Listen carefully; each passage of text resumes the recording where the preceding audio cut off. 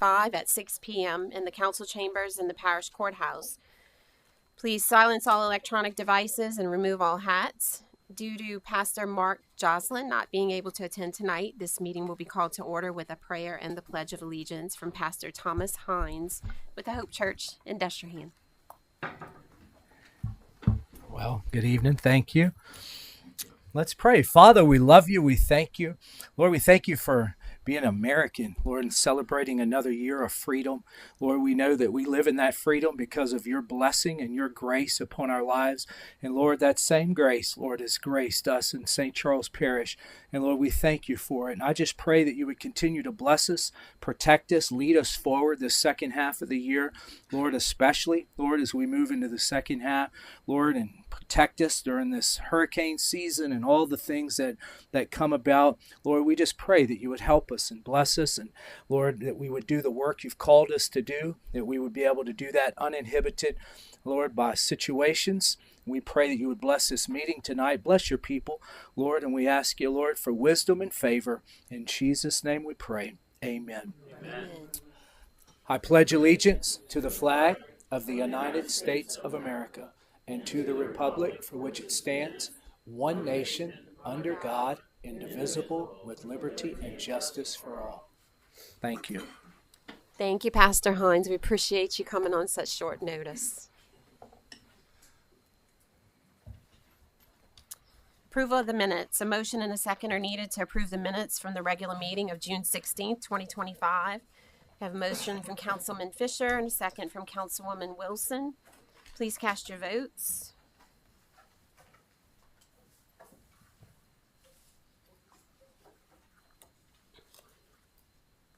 That passes unanimously with Councilwoman Skiba not in attendance this evening. Special business, proclamations, canvass returns, etc. File number 2025-0185 in recognition. Corey Fauché, Director of Economic Development and Tourism. Parish President Jewell. Thank you, Chairwoman.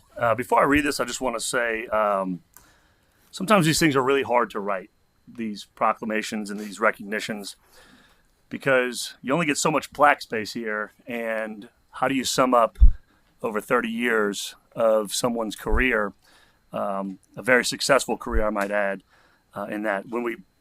I think when we put everything that we wanted to put in there, the plaque would have been as tall as me, and Michelle said they didn't have plaques that size. But I want to take this opportunity just to say thank you to Corey Fauché, who's dedicated his entire career to St. Charles Parish.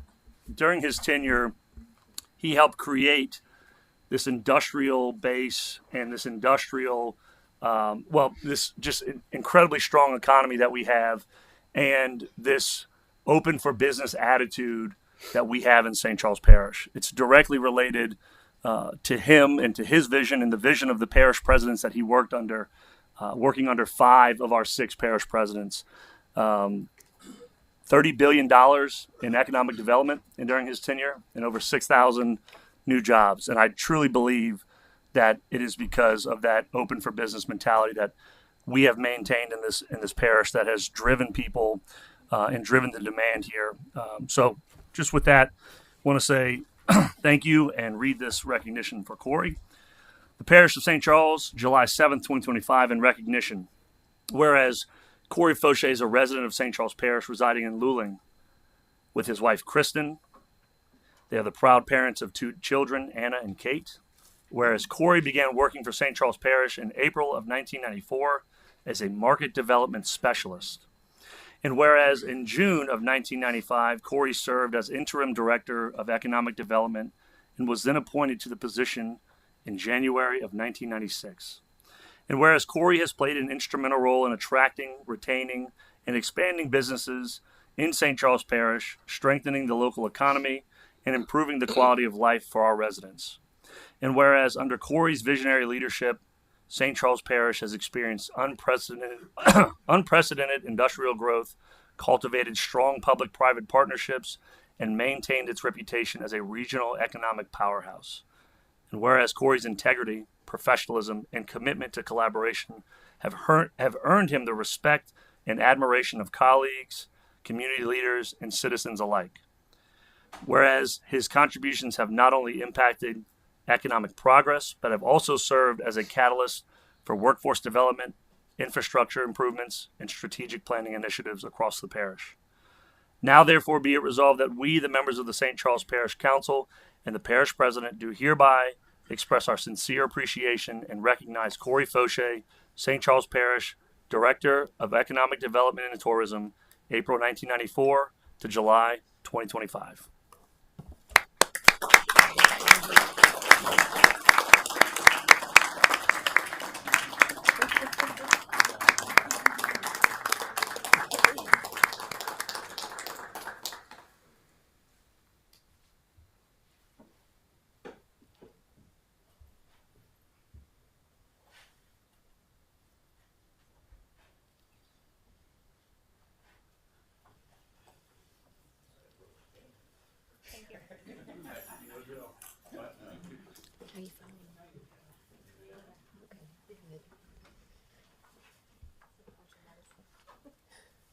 Thank you. This is great. Just want to thank everyone. I will always be grateful to have the honor of serving this parish and working along such great people.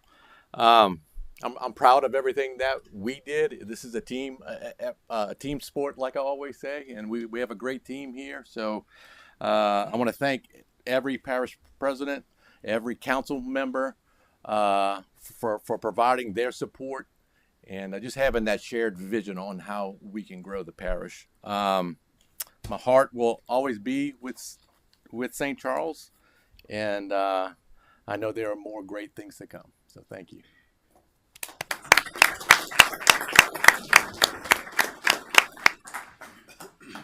Thank you, Corey. Best wishes in your retirement. File number 2025-0173. In recognition, St. Charles Parish Parks and Recreation Senior Volunteers Program serving St. Charles Parish for the past 48 years. Parish President Jewell. Thank you, Chairwoman. The Parish of St. Charles, July 7th, 2025, in recognition. Whereas the St. Charles Parish Parks and Recreation Primetime Senior Volunteers have the opportunity to apply their life experience to meeting community needs. And whereas St. Charles Parish is a community rich in volunteers dedicating their time and service, making significant and positive changes, great or small, through their individual and group actions. And whereas we have never needed volunteerism more than we do today. And whereas the St. Charles Parish Parks and Recreation Primetime Senior Volunteer Network and serve St. Charles Parish communities through numerous agencies, schools, churches, and service organizations. And whereas volunteering one's time, talent, and resources has been a significant part of our American heritage, and it is critical that we continue such a rich tradition of giving and sharing to preserve and improve the quality of life for our citizens of our community. And whereas the receiver is not only the one who benefits from volunteer service, for the giver reaps the reward of improved skills and widening horizons as well. And whereas experience teaches us that government alone cannot meet the needs of our parish, nor solve all of the social problems, so therefore we recognize our St. Charles Parish Parks and Recreation Primetime Senior Volunteers and program are truly our valued treasures. And whereas we recognize those who give themselves and encourage all citizens to become involved in volunteer work, and whereas the St. Charles Parish Council and the parish president would like to thank all of the St. Charles Parish Parks and Recreation Primetime Senior Volunteers, service organizations, and businesses who have given time, energy, and resources to their communities through volunteer services. Now, therefore, be it resolved that we, the members of the St. Charles Parish Council and the parish president, do hereby recognize St. Charles Parish Parks and Recreation Primetime Senior Volunteer Program for serving St. Charles Parish for the last 48 years. And I think we have Mr. Dwayne Foray and a few of our volunteers.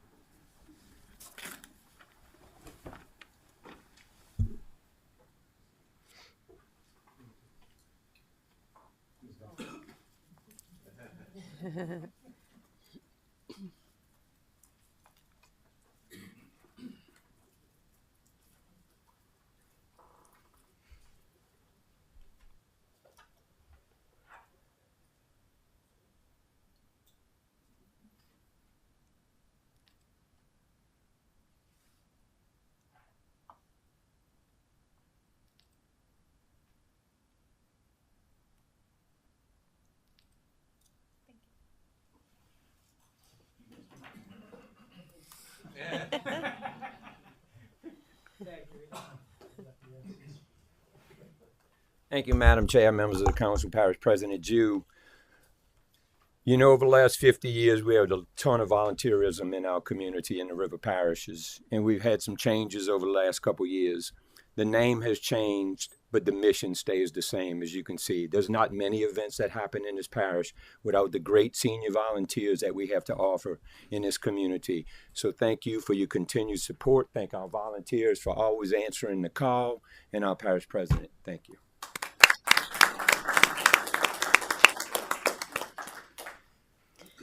File number 2025-0169, an ordinance authorizing the issuance by the Parish of St. Charles, State of Louisiana, of its taxable limited tax bond, DEQ, in an amount not to exceed $10 million and providing for other matters in connection therewith. Mr. Akers. Thank you very much. My name is Jason Akers. I'm bond counsel with Foley & Udell for the parish. The ordinance before you is the final approval for the most recent DEQ loan to the parish. You recall in 2015, the parish voters approved an ad valorem tax to be levied throughout the parish for a term of 30 years to fund wastewater improvements. That funding has occurred over a period of time through the millage revenue, but also through the loan program that the Department of Environmental Quality operates. So this ordinance authorizes a new loan up to $10 million for a period through the life of the the ad valorem tax, which is 2045, and it's at a low fixed rate interest of 0.95%. That tax currently produces about $5.6 million. This loan cost is going to be close to $600,000. And when working with Grant, we've determined that in connection with, in aggregation with the other funding that you have outstanding in the other loans, you got plenty of coverage under the tax to not only pay this new debt service, but also continue to operate the system efficiently. So with the ordinance, this gives authority to the parish administration to begin the signing process when DEQ is ready to close the loan, which we anticipate will probably happen with sometime later on this year. But we wanted to go ahead and get out and have this adopted now to set those loan terms and ensure that the funding is available through DEQ for the loan. So I'm happy to answer any questions that you have about it. And to the extent I can't, I will turn it to one of the other learned members over here that can. Thank you, Mr. Akers. File number 2025-0169 is now open for public hearing. If there's anyone who would like to come up and speak regarding this item, please do so now. Please state your name and address for the record, and you have 3 minutes to speak. Seeing none, public hearing is closed. Any council discussion? All right, seeing none, please cast your votes for file number 2025-0169.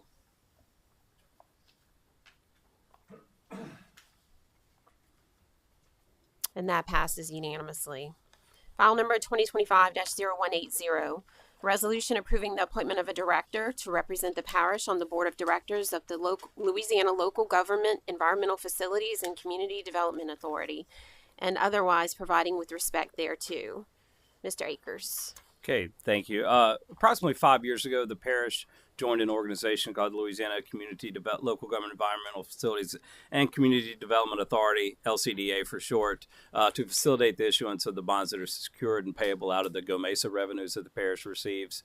LCDA is statutorily created by statute, has a board of directors. Every participating member, which you are now by virtue of that bond issue, is authorized to appoint a member to that board of directors. Typically, the parish has appointed the parish president, and so this resolution continues that process of appointing the parish president for another 2-year term. Thank you, Mr. Akers. File number 2025-0180 is now open for public comment. If there's anyone who would like to come up and speak regarding this item, please do so now. Please state your name and address for the record, and you have 3 minutes to speak. Seeing none, public comment is closed. Any council discussion? Please cast your votes for file number 2025-0180.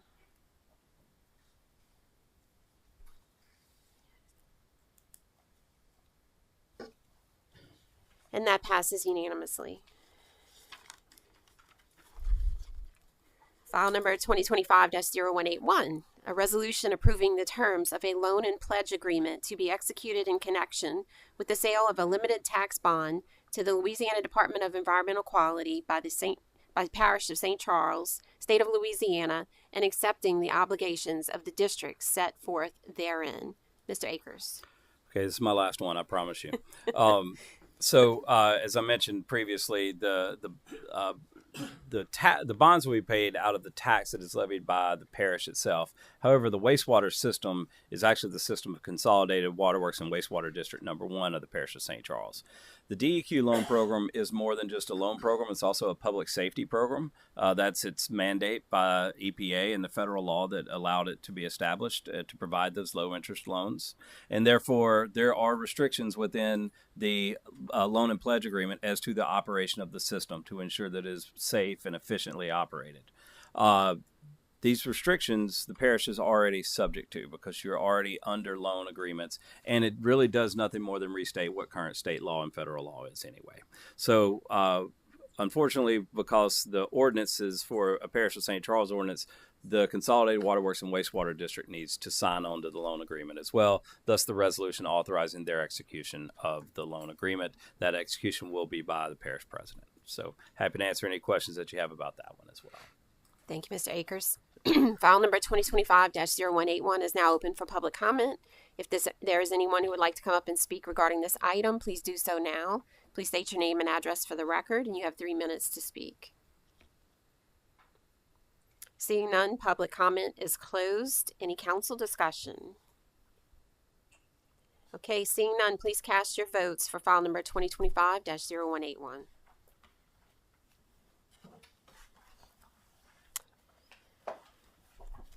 And that passes unanimously. Thank you. Thank you. Reports, finance and administrative activities. File number 2025-0177, Port of South Louisiana. And we have Mr. Paul Matthews here to report.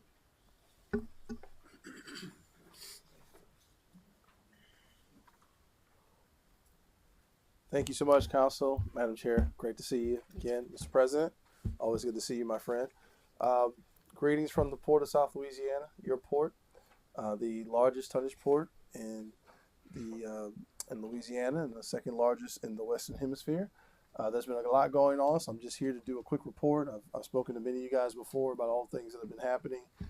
You've probably heard about something a little bit further upriver lately, and I'll probably get into that as well. So grateful to be here. It's hard to follow Corey. I mean, you know, what we do when we talk about economic development, we do a great job working with him. When I got here 3.5 years ago, he was spot on bringing me into meetings with you guys and bringing in meetings with prospects. And so I've always had a great relationship. So thank you so much. I will say, though, I feel like he started this job when he was in high school. I don't think you look old enough to retire, but okay, we'll deal with that some other time. So I'll try to go through the presentation, but please, if there's any questions, please, anytime you like, just stop me. If you heard it before, tell me to move on, whatever we need to do. Here we go. So I wanted to put a focus on what we're doing at our port continuously. We are the leader when it comes to grain exports. We are feeding the world continuously. We're now to a point where you have 60 to 70% of the nation's exported grain is coming out of the heartland of the Mississippi River and the lower Mississippi River and our port because of all the operations, the grain operations, especially the ones that are happening in St. Charles Parish. So we are constantly looking at the geopolitical dynamics in the world and seeing how we as a port, as the private entities and as a nation are responding to making sure that we're feeding the world because they're truly dependent on us with the continued conflicts, obviously with Russia and Ukraine and then other conflicts that have been happening recently. We have moved forward as strengthening on our energy transfer side with the major 3 refineries and the 10 crude storage facilities. Many of you know all these companies already, but we've seen growth in those areas. We've actually seen growth in our exports and imports over the past year, and as a result have increased our revenue. We are now in our 3rd straight year of major record highs in revenue for our port because we have found a way to encourage more cargo to move through our port, but also being very efficient in what we do each and every day. I am proud to say today that 3.5 years ago, we were in the top 10 as a foreign trade zone through merchandise value. But it was announced at the end of last year that we are now the number one foreign trade zone in the United States. Number one. We have passed Charleston, we have passed Long Beach, we have passed LA, and we have passed Houston as the foreign trade zone in the U.S. And that's significant because it's not just about the cargo that's coming through our port, but the value of the merchandise received. And our foreign trade zone, which is one of over 400 in the country, we're actually numbered 124. We have been able to create subzones from Plaquemines Parish all the way to Iberia Parish, because it's not just about all the zones that are within our jurisdiction, but having a regional focus. And we know Governor Landry has asked us to do that, working with other ports that don't have foreign trade zones, that we can use subzones in their area so they can attract cargo into their area. Because if we can't get it into the Port of South Louisiana, we want to make sure it comes to the state, right? And that benefits everyone long term. Oh, it's the same one.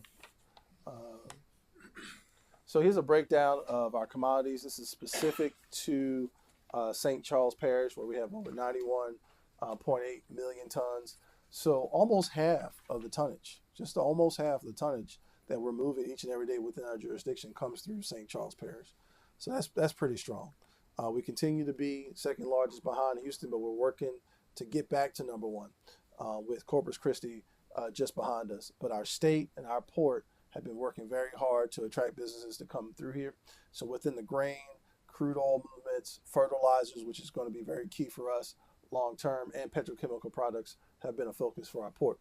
Just as a reminder, there are 5 ports on the lower Mississippi River, and the governor announced the Louisiana Ports and Waterways Investment Commission, in which ports from all across the state, private entities, the railroads have all been working together to try to coordinate throughout the state to make our ports better. The 5 ports on the lower Mississippi River make up 500 million tons of cargo. One half of that cargo is through the Port of South Louisiana. So that gives you a perspective on how much you guys are really moving in St. Charles Parish. So what are we doing? Continue to work with ADM, work with Bungie and Cargill to make sure there's efficiencies. We go out and try to attract funds through the state with the Port Priority Program, capital outlay, and also some federal grant dollars to try to ease the emissions, create more efficiencies and expansion. There's a lot of things that a port can do in cooperation with a private company, whether it's on the bonding side. I see Jason Akers here. He understands that very well, working with our port, and whether it's looking at federal and state grant dollars. So our priorities, I think starting with the Hyundai project is critical. Yes, it's an operation of $6 billion that will be in Ascension Parish on the West Bank in Donaldsonville. But I cannot stress enough the impact that it will have, not just for that parish, but from Baton Rouge all the way down to New Orleans. When you're talking about a $6 billion private investment, 5,400 jobs coming into our state on the river, and particularly on the West Bank.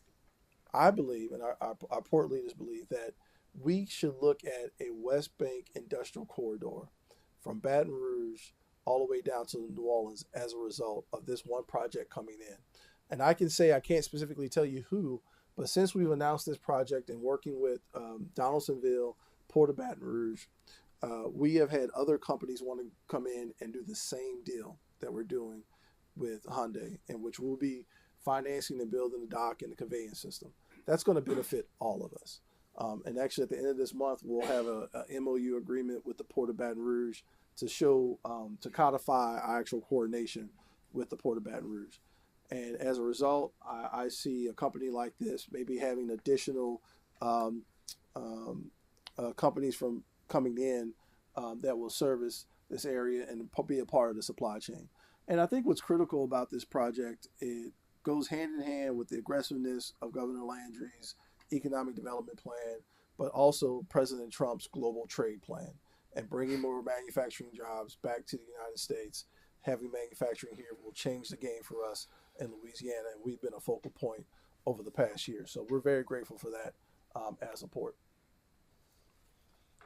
So on top of that, we have 3 other projects that we are working on and actually executed lease agreements recently. One is Woodland Biofuels. They're going to take wood pellets and extract the energy from the wood pellets to create biofuels, and to be exported out to major petrochemical companies throughout the region. And also Life Retire is taking old rubber and turning those to biofuels as well. So we're on the renewable energy side now. We're having above the all the above approach in that area.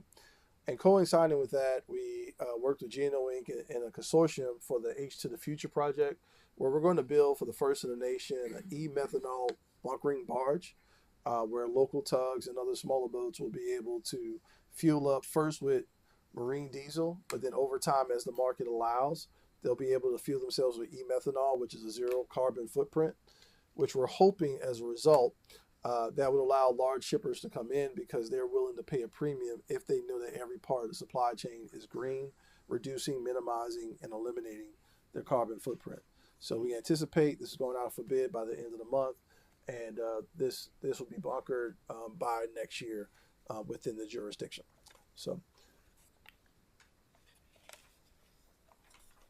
and this is, again, our port partners in the region. We want to thank LED, Geno Inc., Entergy, St. Charles, St. John, St. James, all of you, because it matters that we continue to have these conversations. I'm always honored to come here and present and give you updates on what's going on at the port. So with that, Madam Chair, any questions or comments? I don't see any. Thank you very much for the update. Oh, I take that back. Parish President Jewell. Thank you, Paul. Appreciate the presentation tonight, and thanks for all the stuff you do with the port. We've been working really hard to try to look at potential industrial expansion, and we get requests all the time. We're meeting with folks all the time. I'd love to explore a partnership on a particular site on the west bank of St. Charles Parish, where I think the Batcher area has kind of, I don't want to say spooked folks, but Okay. there's a lot of opportunity within that Batcher area where I believe the port could purchase that section, help build a suit just like you're doing with Hyundai, Right. and put a large piece of property into commerce, and potentially bring a hefty number of jobs. I've talked to several companies that want to bring not chemical, not oil and gas, but a different type of manufacturing within the parish that I think is a great opportunity for us to diversify the industry that we have within the parish. So want to just put it out there that I want to have some more conversations with you about trying to partner on that and trying to get a deal done.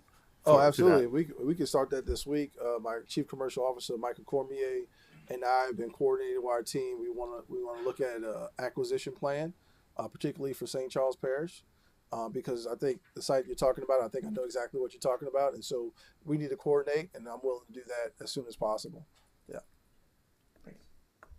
Thank you, guys. Thank you very much. File number 2025-0178, Housing Authority. Mr. Jedediah Jackson's here to report. Good evening, council members, Parish President Jewell, and St. Charles Parish officials. My name is Jedediah Jackson. I'm the Executive Director of the St. Charles Parish Housing Authority. And on behalf of our Board of Commissioners, 2 of which are here today, Councilperson DeBrouillet and Commissioner Woods, our staff and our Boutique and HCV residents, it's my pleasure to come before you to present our 2024-2025 annual report for the St. Charles Parish Housing Authority. The mission of the St. Charles Parish Housing Authority is to provide decent, safe, and sanitary housing for low to moderate income families throughout the parish. As a housing authority, we currently support 47 families who live in the homes at our Boutique property, and we support 263 current Housing Choice Voucher Program holders who reside in St. Charles Parish. We're currently in the last quarter of our 2024 fiscal year, which ends on September the 30th, 2025. And we had a projected budget this year of $815,800 on the public housing side, $245,800 on the Housing Choice Voucher admin side, which is the administrative funds that we use to run the program. We also received approximately another $3 million within the last calendar year for housing assistance payments, and that's the funding that funds our voucher program. Additionally, we received $357,998 to cover capital costs for our Boutique property. Since the beginning of the 2024 fiscal year, as a continuation from the end of the 23 fiscal year, our team has worked to improve our agency in every area of governance, operations, and finance to ensure efficiency and provide an increased quality of life to the families that we serve.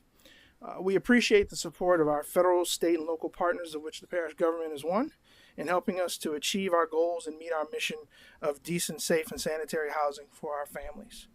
We also specifically just want to thank the parish president, the parish council, and our board of commissioners for your support and leadership as the agency works towards stability and growth. I'd like to briefly go over a few of the accomplishments and strengths that we've achieved as a housing authority over the last year, as well as some opportunities for improvement and conversion process updates. On our public housing side, we're very happy to announce that we are projecting an increase in all of our public housing assessment system indicators. HUD has a 0 to 100 metric that is used to assess the care that a public housing property takes with its operational responsibilities.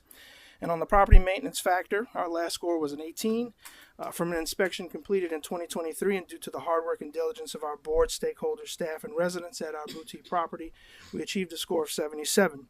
And that is an accomplishment to be lauded, as rarely do scores increase that much over a one-year period. And after implementing a quarterly inspection process that is in line with the HUD inspection criteria, in addition to the annual inspections that we were doing previously, we will hope to avoid deferred maintenance issues and to address issues as they arise. Also, we are implementing a housekeeping seminar for our residents. It's going to be a bi-monthly housekeeping seminar so that there's clarity on what our property management responsibilities are as an agency and what resident responsibilities are in line with their lease. For the first time in a few years, the agency has submitted its unaudited and audited financial data schedules timely. That's our audits that we have through our fee accountant and our external auditor. We also submitted our 25 annual plan, 5-year plan, and our 25 through 29 capital fund program plans for approval to HUD timely as well. And the timely submissions of all of our audits and just meeting our deadlines have greatly improved our compliance with HUD regulations. Our capital fund grant rating factors should be improved as well, as we've drawn down available HUD funding more consistently.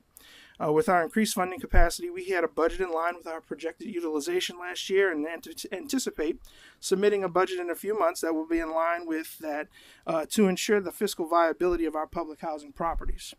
We also continue to maintain a public housing program score of 100% in our Public Inventory Center, or PIC system. And that indicates that our annual and interim resident re-examinations and recertifications and property inspections were done timely and in accordance with HUD regulations. And with other indicators seeing improvement, the final of which is occupancy, we hope to transition from troubled status to a higher designation as soon as possible. Matter of fact, we have to have 85% occupancy by September the 30th, and we do anticipate meeting that goal, and we should be out of that recovery plan agreement that we signed with HUD. And we will continue to work daily in as many ways as possible to improve the quality of life for our families. As to our HCV Section 8 program, we have emerged from our shortfall status, and we're working intentionally to add a few new voucher recipients every other month to make sure that we don't go back into shortfall status. And our vouchers were underutilized for a few years, and HUD subsequently, because we're utilizing more vouchers, has increased our allocated housing assistance payment funding from year to year to take into account the fact that we are issuing more vouchers. We've also added an average of 3 new landlords per month since the beginning of the fiscal year. Beginning in fiscal year 25, we will work to facilitate a quarterly tenant and quarterly landlord webinar to allow for improved communication of program regulations and changes, fair housing responsibilities for both tenant and landlord, and other information that will bolster the program. We did maintain our standard performer status in our HCV program scoring, and we've already implemented steps necessary to increase that scoring designation, hopefully to high performer. And our recent PIC score for HCV was 99.8, up from 99.5 at our last report, and we are sure that we will be at 100% before long. We look forward to taking, again, additional steps to improve our program through the 25 fiscal year. And lastly, a few strengths for all of our programs. First, we have successfully transitioned to a new fee accountant. 76 Strategies is our financial fiscal consultants, and we have seen improved responsiveness for our budgeting, reporting, and fiscal accountability with their support. Through 76 Strategies, they have worked with our agency to prepare and provide our board and our agency with financial reports dating back from September 2023 through the most current fiscal reporting month of May 2025. Considering the fact that through May of 24 they were not responsible for our reporting after the board moved on from the previous fee accountant, 76 Strategies have done an amazing job in helping us to ensure that our board is informed as to the financial state of our agency. We also look forward to hiring a finance director within the next month to shore up our internal controls, and we anticipate moving to another property management system in November, one which includes a financial management module that aligns with the public housing and the HCV programs. Members of our board have received board governance training on a number of different occasions and are now receiving their board reports electronically. And we all have also worked to improve our agency's technology, and we're providing the training for staff to ensure that the workflow that they undertake is in line with the new systems.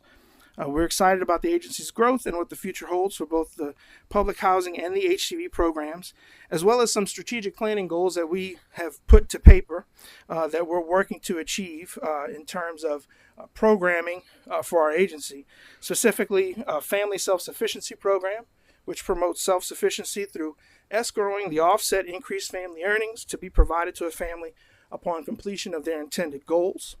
The Resident Opportunity for Self-Sufficiency program, which intentionally lines up community resources for our public housing families, and a home ownership program for our voucher holders within the next 5 years. The home ownership program, which through working with our agency would allow a voucher holder to turn that voucher rental subsidy into a mortgage payment subsidy.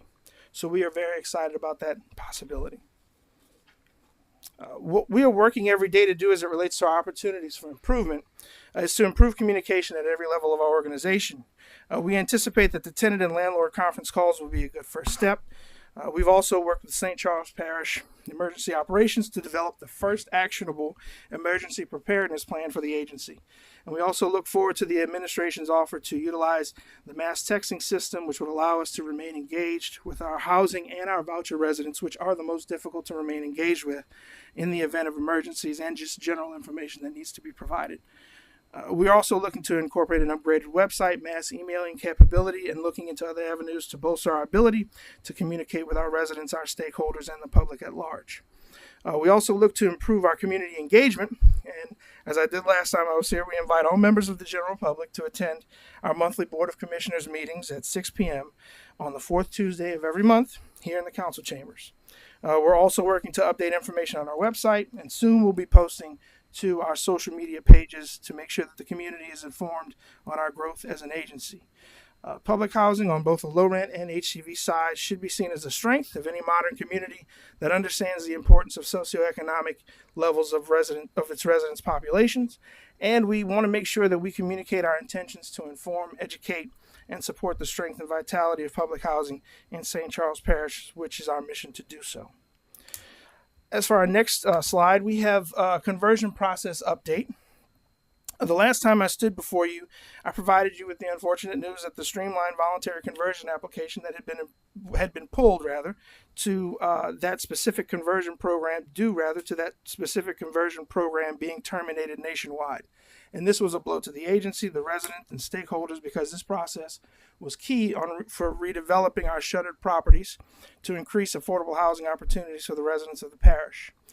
Since December, we have worked with HUD to put the conversion process back on track, and I'm happy to report that we are well on our way to the reality of a conversion.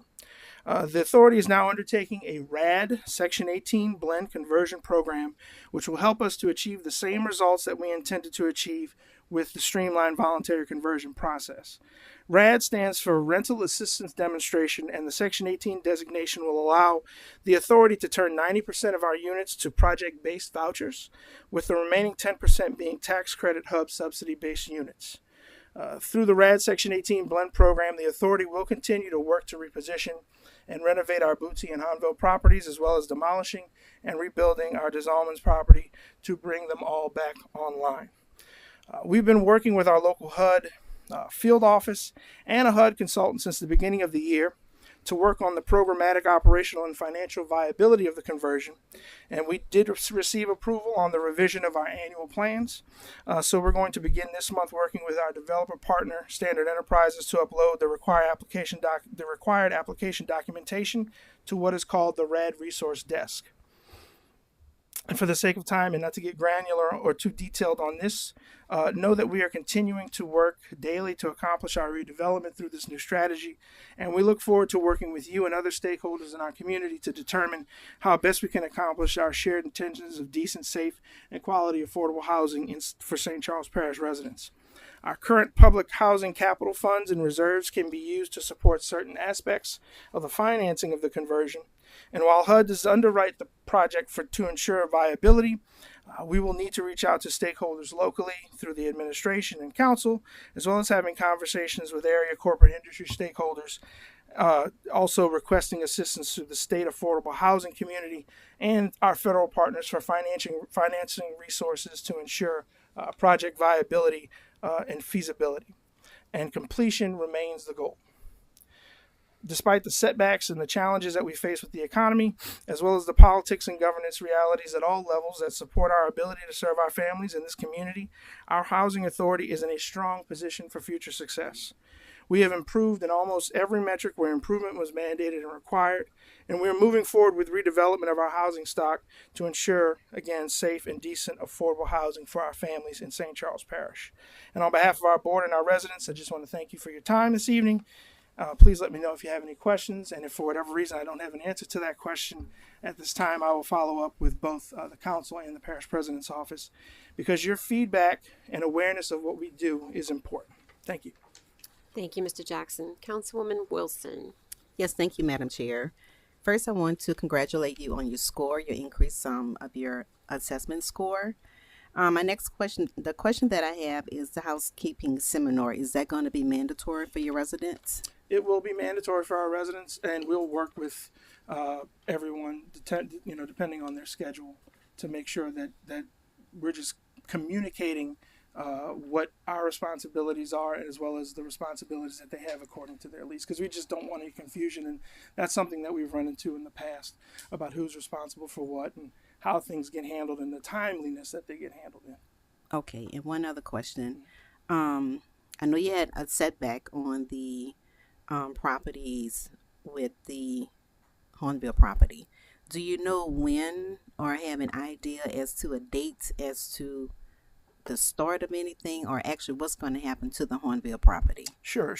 So right now we're working to submit the application, and thank you for that question, Councilperson. Thank you. We're working on submitting the application through the RAD Resource Desk. Once that application is submitted, we are going to be getting probably I think it's going to be around December that the submission will take place, and that HUD will approve the conversion plan in February of next year. Once that's done, we'll work to ensure that we meet all of our tenant protection responsibilities with relocation, and construction should be starting August 1st. The intention is to work on Des Allemands and Hanville first, because Booty, we do have units that are livable, and so we're going to redevelop those two first, and then work to redevelop Booty after those folks have relocated out of that property. So construction starting August 1st, and we're anticipating that relocation is completely done by September the 1st of 2027, excuse me, I'm sorry. Yes. Parish President Jewell. Thank you, Jedediah. I just want to say you're a breath of fresh air in that office over there, and I think you're doing a great job. Thanks for keeping the focus on the mission, because Ms. Hollis was instrumental in kind of getting us started down this idea of the conversion, and you're keeping that going, and I think you're getting the entire organization in a much better place. And so I just want to say thanks for everything you're doing, and keep up the great work. Thank you, Parish President. Thank you, Mr. Jackson. I just wanted to say, because I came in office in 2020 and we were all pretty excited about the conversion process and looking forward to that. And then Hurricane Ida hit, and, it was just setback after setback. And, you were very new when you appeared before us last year. You know, hadn't even hardly got your feet wet. But it sounds to me like you have done a heck of a lot over the past year. Very impressive. And I would just ask you to keep up the good work. Thank you, and it's Yes. really because of our board, our staff, and you, our leaders. Yes. Truly, Yes. we appreciate it. I also, Councilwoman Wilson kind of asked what I was going to ask about timeline, Mm-hmm. but I know with the conversion that we were going to do, were y'all going to have to come before us for any financing? Is that part of the process that you laid out the timeline for? Yes. Okay. So between now and December, we will be reaching out through the parish president's office to make sure that we have those conversations about any assistance in terms of helping us to meet that financing gap that we're anticipating. We don't know exactly what it is. We are projecting about $3 million, $3 million, 3.2 in that range. But again, it's not just going to be an ask of one of our stakeholders. It's going to be working to get the community in general to support. And that's why getting us to where we're stable is important, because we want to make sure that folks know that when they're investing with our authority, that the money is in good hands and the resources will help us to meet our mission and our goal. And is the finance director a new position for the Housing Authority? It is, yes. Okay. Yes. I applaud you doing that. Yes. I think it's a good step in the right direction. Thank you. Thank you very much. Sorry, Councilwoman DeBrouillet. Just want to thank you again, Mr. Jackson. It's a pleasure working alongside of you and the rest of the commissioners monthly. But I know you work a whole lot more than just once a month. But it's been a real exciting time watching the growth and seeing so much success. And thank you again to all the commissioners and to you for your dedication. And thank you for your leadership and support. Thank you. Thank you very much. Thank you. Y'all have a good night. All right. File number 2025-0179, Parish President Remarks Report. Parish President Jewell. Okay.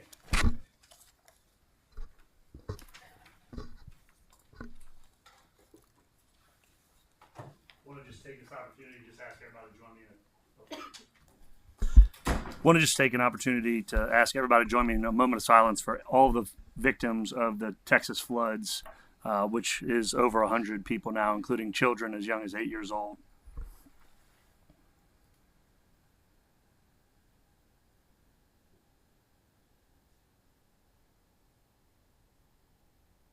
Thank you. Okay, we will get started with our asphalt maintenance project update. So right on the screen, we have a picture here of East Heather. Barry is working on our asphalt maintenance project across the parish.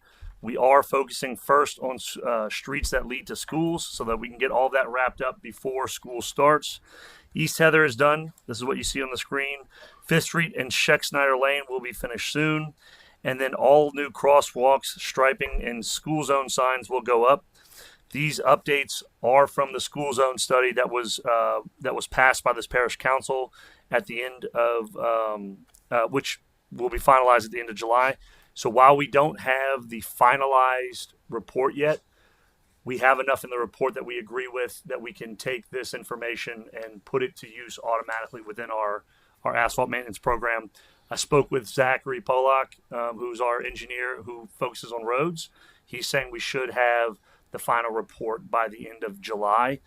We have received the draft. We've given our comments back to them, and then they are going to address the comments that we've given. So I knew that I would probably get the question, through this, but you can see on the screen, kind of hard to see, but you can see where there's going to be some additional crosswalks, the school zone signage, and everything will be that same standard across the parish as we move forward.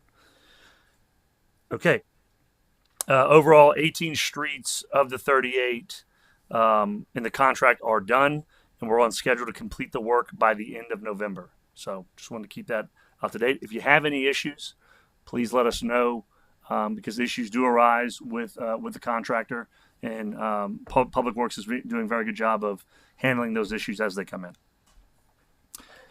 Okay, wanted to show you some improvements that Public Works has made recently to the Diane pump station.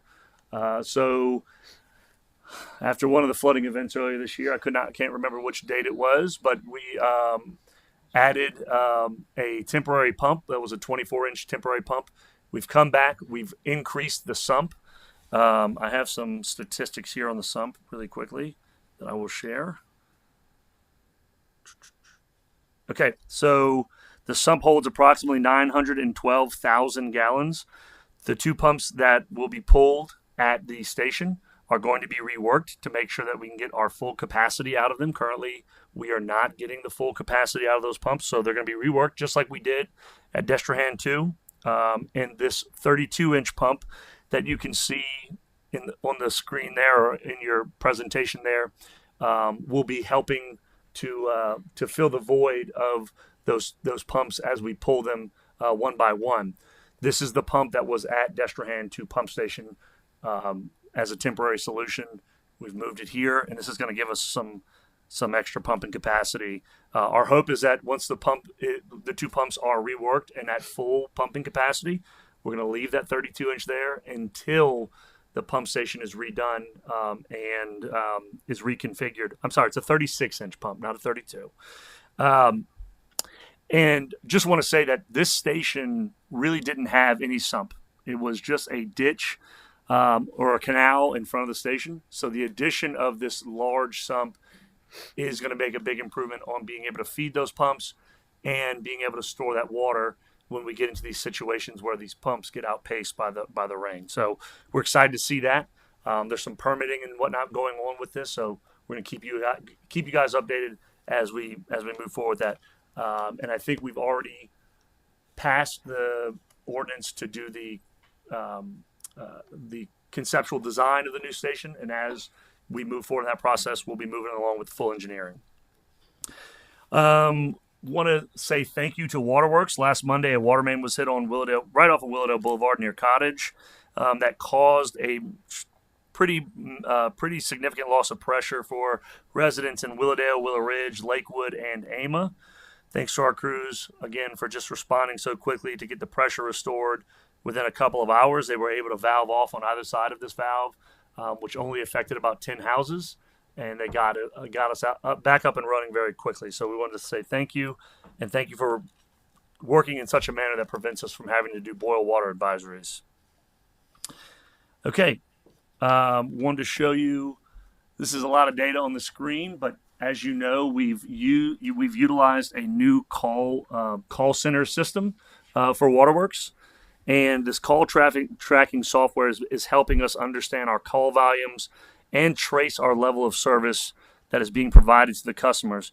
We're also able to use it during these major water breaks, as I just mentioned. So for the month of June, gotta like myself, I guess, huh?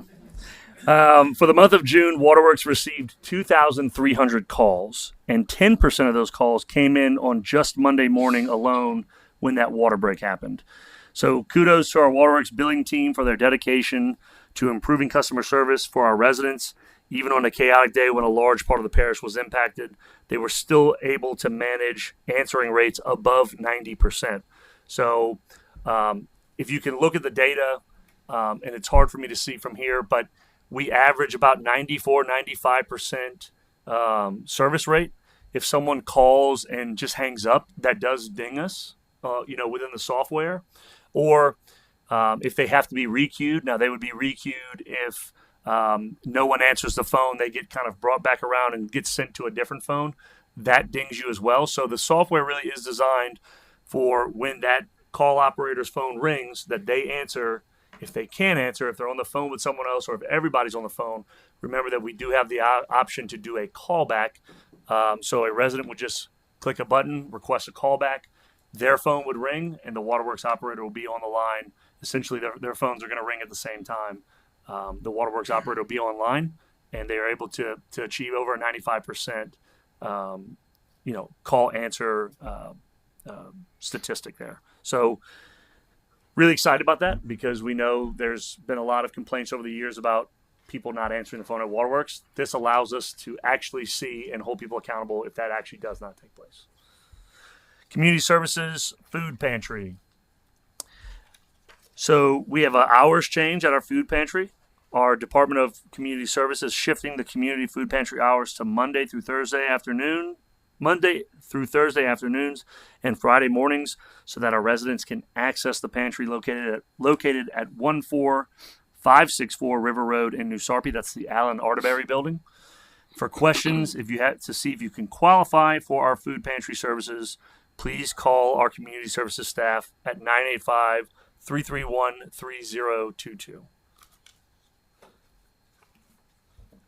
Okay, we installed a microchip scanning station at the animal shelter, and that's going to allow residents who find lost pets to help us reunite them with their owners quickly, especially when at night or on off days when the shelter is closed. The shelter is at 921 Deputy Jeff G. Watson Drive. And again, we hope that pets found after hours and on weekends will be reunited with their owners through the shelter scanning service. There's information on that board there that allows you to locate the chip in an animal if it has one, input that information into the website, and then that gives you the information on that animal. If there is a personal information block on that animal, it allows the company that does the microchip to call that owner to let them know their dog was found. One thing to note is that if you find a pet after hours, you are responsible for holding that pet until the shelter opens, or you can go through or it can go through the intake process. And we want to make sure that people know that abandoning pets outside of the animal shelter is a citable offense. Okay, we want to say thank you to our community partners at Valero for presenting us a $250,000 check to improve the New Sarpy Park on East Johnson Street.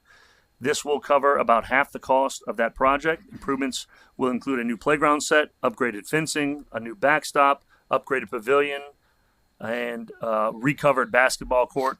The design is currently underway with construction scheduled to begin in early 2026. And again, we just want to say thank you to our partners at Valero for helping us fund this impactful project. All right, our seniors have had a jam-packed summer of pickleball inside the community center, a senior splash day at the West Bank Spray Park, and enrichment classes like cake decorating and how to grow herbs to use in mocktails from the LSU Ag Center. It's been 7 months since we've kicked off this program, and it's going better than we could have ever imagined. I want to say thanks to Dwayne Foray, to Lacey and Kim for making all this possible and this programming fun. And I also want to say thank you to my wife, who I volunteered to do the cake decorating class, because she is the world's best cake decorator, and I'm going to make sure I clip that and send that to her. All right, another great win in recreation. Flag football. Flag football has 72 teams this year. That's 55 boy teams. And now with the addition of girls flag football, we have 17 girls teams that are signed up. This is a huge leap even without the girls teams, because we had just 32 teams last year total, and we had 3 girls participating within those 32 boys teams. Now we have 55 boys teams, 17 girls team. So we are really excited about that. Tackle football numbers are still down. We're hoping those get back up.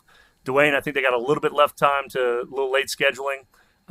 This is a trend that we're seeing across the country and in Louisiana with the move towards flag football over tackle football, at least for the younger kids. And I'm being told that flag football is going to become a high school sport soon. So we're going to make sure that we're ahead of the curve and that we have girls and boys teams ready to go. All right, last but certainly not least, I'm sorry, flag football. There you go. There's our picture. I want to talk to you about sales tax. Sales taxes were slightly down for May, just under half of a percent, but we're still up 8.21% for the year, and we hope that the trend being above continues. That's it. All right. Thank you, Parish President Jewell. Ordinances, resolutions introduced for publication, public hearing. for Monday, July 21st, 2025 at 6 p.m. in the council chambers in the courthouse in Hornville.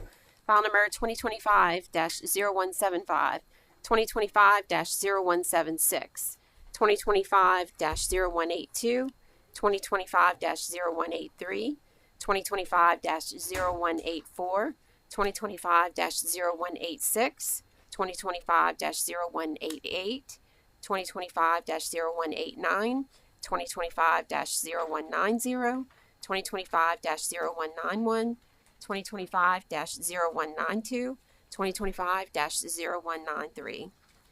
Ordinance is scheduled for public hearing introduced at the previous meeting. File number 2025-0170, an ordinance to amend the Code of Ordinances to revise Chapter 15, Motor Vehicles and Traffic, Section 15-9, Speed Limits A, to provide an exception to the 25 miles per hour speed limit, to lower the speed limit throughout Highland Estates subdivision in Norco from the corner of 4th Street and Spruce Street, including Wild Rose Drive and Honeysuckle Drive, to be 20 miles per hour, and Mistletoe Drive to be 15 miles per hour. Councilman Fisher.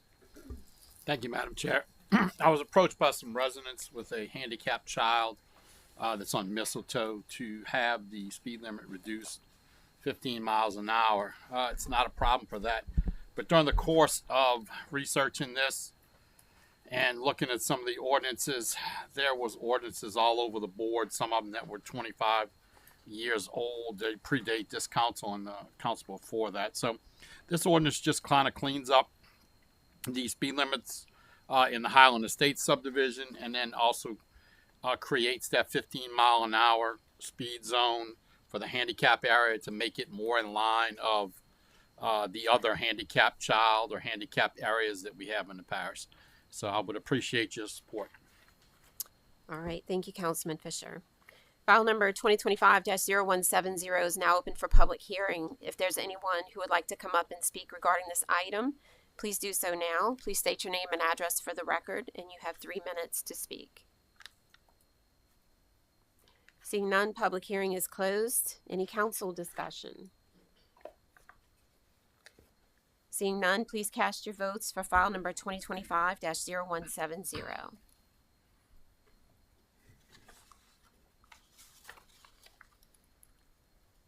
And that passes unanimously. File number 2025-0171, an ordinance to approve a purchase and or expropriate from property owned by HAA Construction, LLC, to St. Charles Parish, located at 706 Paul Frederick Street, Luling, Louisiana. Mr. Yu. Yes, thank you. For the purposes of the Kindler and Paul Frederick Roadway and Drainage Improvement Project, there's been several servitudes as well as some land that has to be acquired, some fee simple land ownership by the parish. This is one of those specifically located at 706 Paul Frederick Street. The appraised price is $19,557.66, and we're asking for, the Public Works and Administration is asking for your approval with regard to that, allow them to purchase and or expropriate that property. Thank you, Mr. Yu. File number 2025-0171 is now open for public hearing.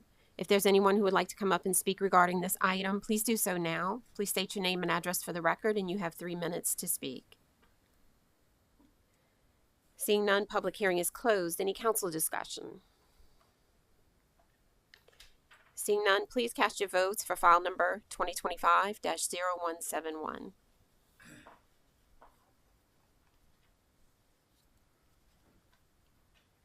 And that passes unanimously. File number 2025-0172, an ordinance of the Parish of St. Charles providing that the Code of Ordinances, Parish of St. Charles, be amended by revising Section 15-5, Motor Vehicles and Traffic, of said code to provide for the installation of no overnight parking signs along the median on South Fashion Boulevard, beginning at Vial Canal and ending at Union Drive in Hornville. Mr. Martinez, who is the Homeowners Association president for this area, has been that position, I think, for many years now, contacted me and also, I think, District Councilwoman Wilson regarding this issue. He had received a lot of complaints about multiple vehicles parking overnight on the median, and people who wanted to cross the median not being able to see very well. It was a safety issue. So I would appreciate your support on this. I believe Mr. Martinez is here this evening. He's welcome to come up and speak during public hearing. So now file number 2025-0172 is now open for public hearing. If there's anyone who would like to come up and speak regarding this item, please do so now. Please state your name and address for the record, and you have 3 minutes to speak.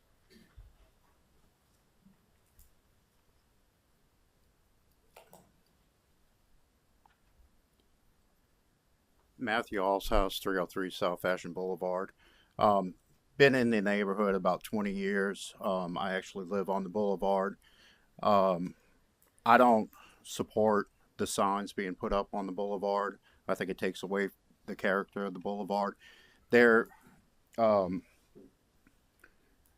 think the issue stems from people parking in the median, and the no overnight parking is going to resolve that situation. And again, conversation between neighbors, and if worst case, engaging the sheriff's office for violating that particular ordinance. I don't really see the need for the signs. Also, to speak on, again, not with the overnight parking, but to speak on emergency response, if I could, I would much rather have people park in the median when they have a large gathering within the neighborhood, because it's a lot safer to get large emergency equipment through that area, through the boulevard. But again, I think the biggest issue is the during the day parking on the median. And again, you know, if you have a big gathering, people have to park somewhere. And again, I would much rather see them park in the on the boulevard, and the median of the boulevard, than within the street. But anyways, thank you. Thank you. File number 2025-0172 is still open for public hearing. If there's anyone who would like to come up and speak regarding this item, please do so now. Please state your name and address for the record, and you have 3 minutes to speak. All right, good evening, Council, President Jewell, Louis Martinez, 106 General Taylor in Hahnville. I've got a lot of calls, people complaining about the number of cars parked in the median that are left there overnight. There's not an issue with them being there during the day, because like Mr. Allhouse was saying, people need a place to park during the day for gatherings, parties. So the problem is that people are leaving cars like hanging out, and they have trees in the way, so they'll leave the car parked in between the tree and the road, so they'll stick out like 1.5 feet or 2. So you got to go around the car, and then in a low light area you can hit a mailbox. So I've been getting calls of somebody saying they're going into their grass because the cars are sticking out in the middle of the road and leaving tire marks in their grass. I mean, of course, nobody likes to see signs. I don't like it, but there's nothing we can really do to them, other than if you attach a fine or something to it, maybe somebody's going to stop parking their cars there. So that was at the request of several people that called me, if we could put the no parking signs all up along the boulevard. And it's not like we're going to put 100 of them. It's going to be like kind of put them by the trees, not so they're at least visible, and these people are known, are going to know that they're there. And then we also thought about putting maybe a decorative post, if we could. Like we had put some other slow down or speed limit signs in there, that we had put some decorative poles and make it look a little better. But just again, this doesn't have anything to do with people parking there during the day at all. It's just the cars that somebody called me the other day, said there were like 25 cars in the median. I wasn't in town, I don't know, but that's what I was told. So 25 cars, and in the low vis area already, it's pretty dark back there. And they're talking about when you come some of the people have to leave the house, make a U-turn, come around, people speeding up and down the boulevard, and they can't see a car coming because somebody's in the way. They're afraid it's going to cause an issue. But I appreciate support on this matter, please.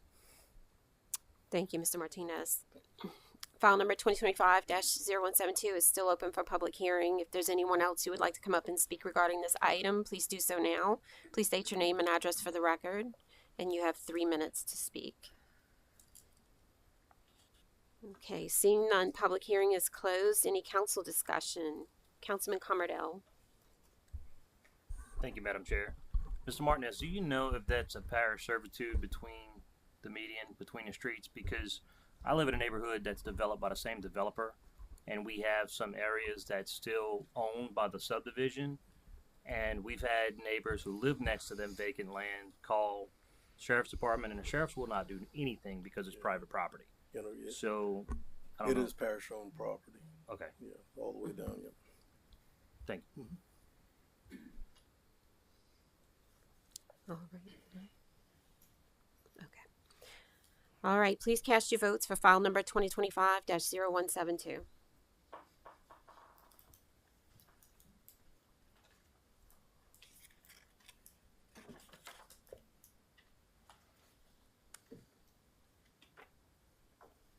Okay, and that passes unanimously with Councilman Cummerdale voting, not unanimously, excuse me. That passes with Councilman Cummerdale voting nay. Persons to address the council. File number 2025-0187, Mr. Ellis Alexander, no parking sign warranting analysis. Mr. Alexander, you have 5 minutes to speak. I don't need that much time, madam. Good evening, ladies and gentlemen. My name is Ellis Alexander. I live at 256 Lincoln Street in Hornville. I've lived there about 48 years. And the street that I live on, Lincoln Street, is 16 feet wide. The first block of Lincoln Street off the River Road has no parking signs, but only on the first block. I would like to see no parking signs extended to the end of the second block because it's a serious safety hazard. Across the street from me is a spot zone, and I think y'all might have something to do with that. I might be wrong, but there are often cars parked on the street. There's hardly a shoulder on one side of the street and about 1.5 feet shoulder on my side of the street. I live directly across the street from this. If you have a 6-foot wide car parked on that street, that means you only have 10 feet left for something to pass. A school bus is 8 feet wide, not including the mirrors. A fire truck is 10 feet wide. So anything trying to get past a vehicle that's parked on the street has got to go somewhere, and it's going either on the shoulder or it's going to go in the ditch. And I've seen school buses struggle to get past parked vehicles on that street. So I'm asking for someone to introduce an ordinance to install no parking signs on the whole second block of Lincoln Street. I'd appreciate y'all consideration. Thank you, Mr. Alexander.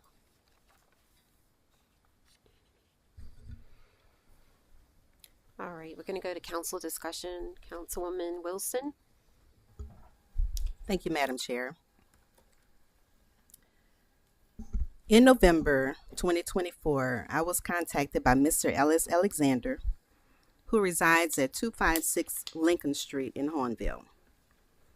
He inquired about placing no parking signs in the 200 block of Lincoln Street due to his neighbor parking on the street and cars not able to pass.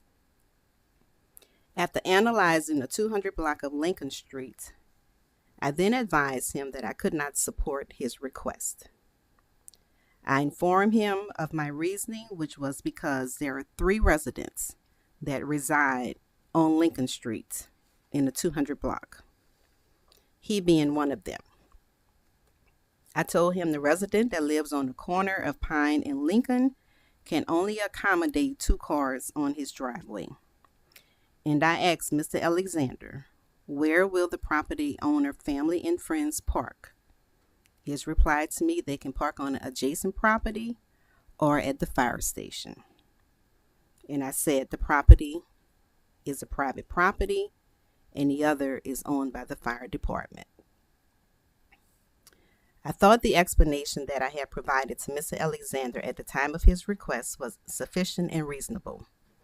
And I felt like it was over until I learned that he placed calls to a few of my colleagues, with the latest one being on June 7, 2025.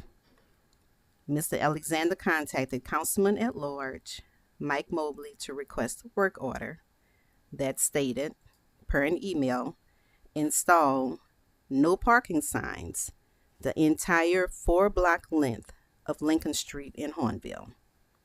Reasons: Hornville Fire Department Station is located on Lincoln Street. George Washington Carver School is located at the end of Lincoln Street, making it a major access road to the school.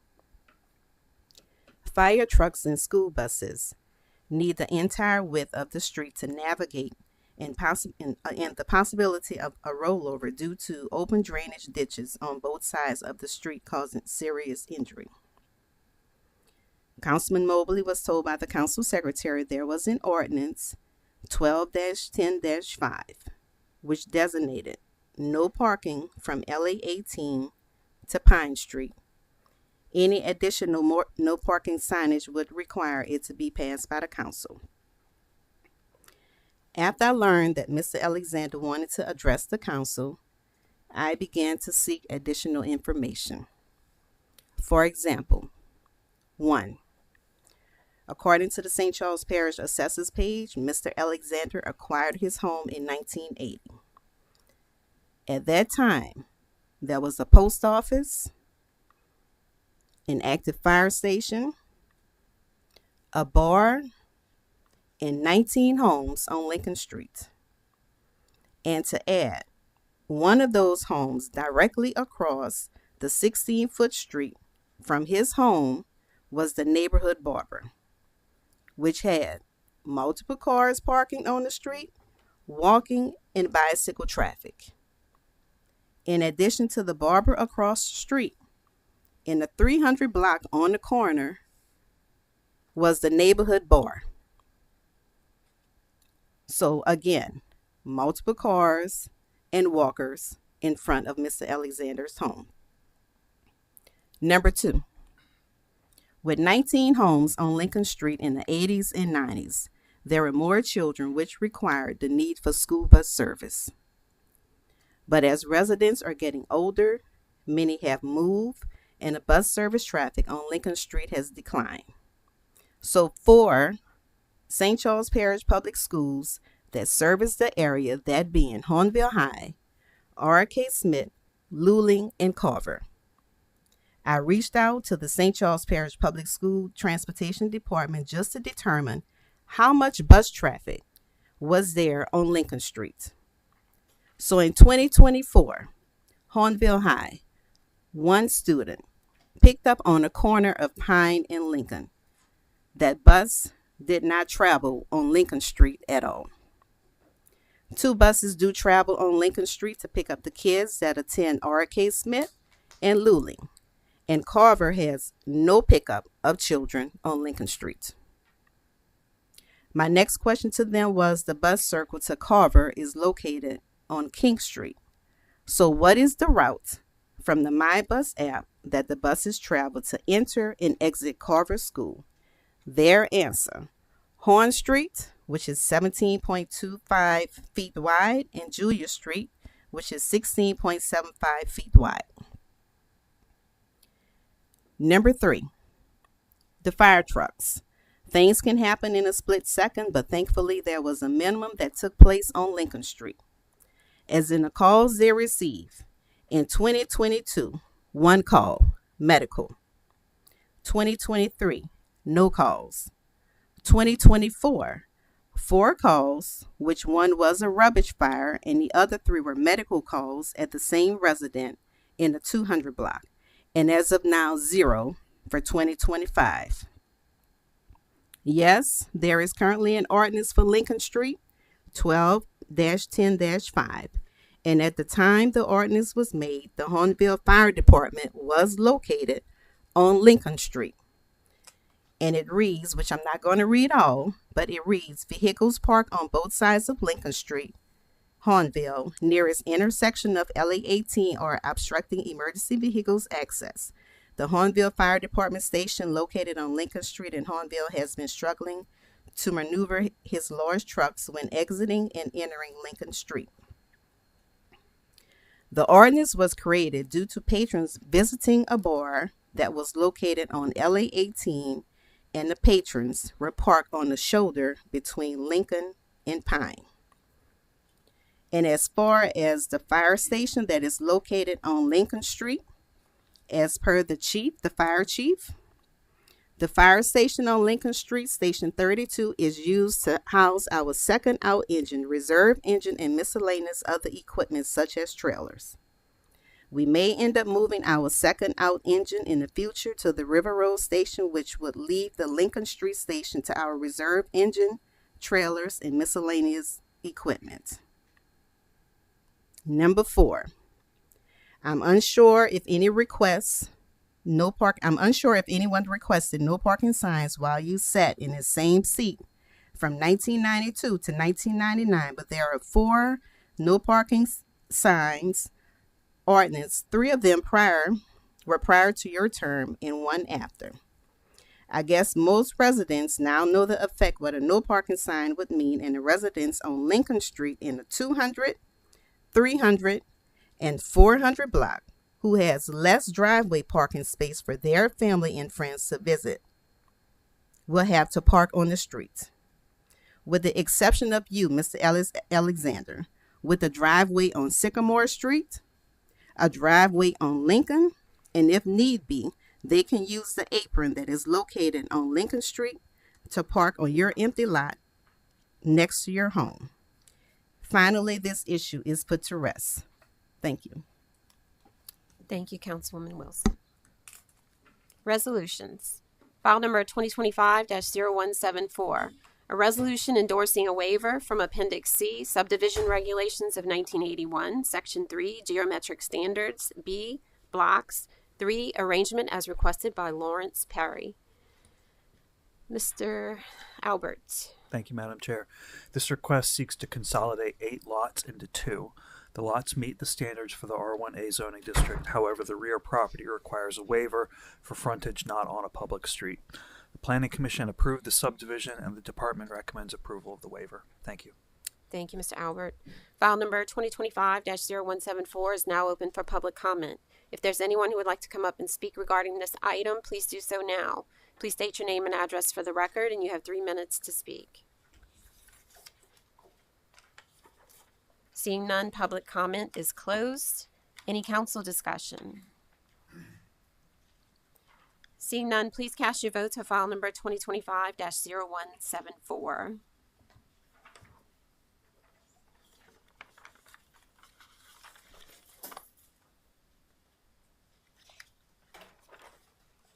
And that passes unanimously. Appointments. File number 2025-0164. A resolution appointing a member to the St. Charles Parish Civil Service Board. Council Chairman will accept nominations to the Civil Service Board to fill the vacancy created by the expiration of the term of Mr. Patrick O'Malley, 3-year term to begin August 1st, 2025 and expire August 1st, 2028. Are there any nominations? Councilwoman DeBrouillet. Thank you, Madam Chair. I'd like to nominate Mr. Patrick O'Malley. All right, we need a second. All right, we have nomination by Councilwoman DeBrouillet and second by Councilman Commerdale for Mr. Patrick O'Malley to serve the next term on the Civil Service Board. Are there any other nominations? Okay, seeing no other nominations at this time per Rule 40, I've confirmed that all members have had the opportunity to submit an individual to be nominated. A motion and a second are needed to close the nominations. I mentioned that motion already. Councilwoman DeBrouillet, Councilman Commerdale. Please cast your votes to close the nominations.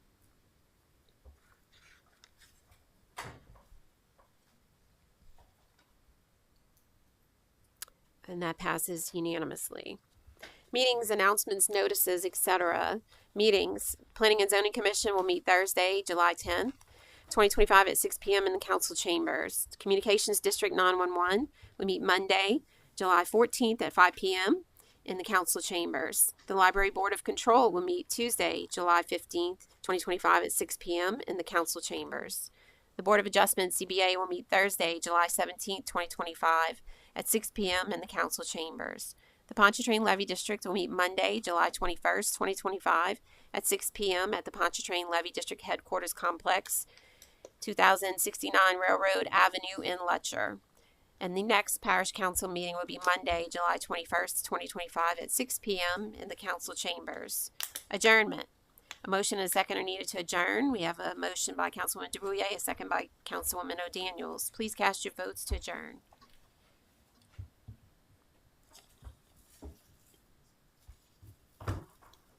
And that passes unanimously.